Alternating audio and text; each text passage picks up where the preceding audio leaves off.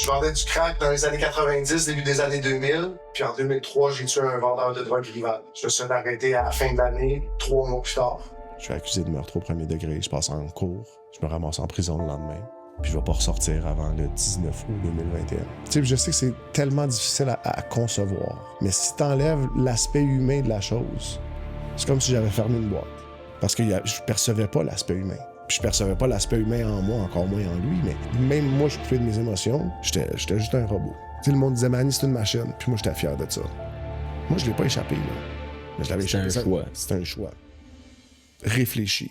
Les ravages que la drogue que j'ai vendue pendant ces années-là a causé, c'est incroyable, ça peut pas être minimisé. Je suis conscient de ce que ça fait puis de ce que ça démolit, tu sais. Je pourrais pas prétendre qu'il y a pas de dommages graves qui ont été causés par ce que j'ai fait.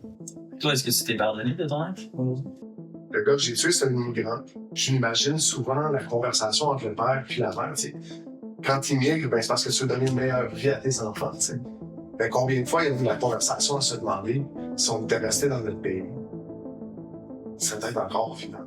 Dans 90% des autres pays du monde, aujourd'hui, là, j'aurais la peine de mort. Mon crime aurait eu comme conséquence que je sois pendu. J'ai plein de gratitude, tu sais, parce qu'on m'a donné une autre chance. Puis je vis ma vie à la lumière de cette réalité-là. On m'a donné une autre chance.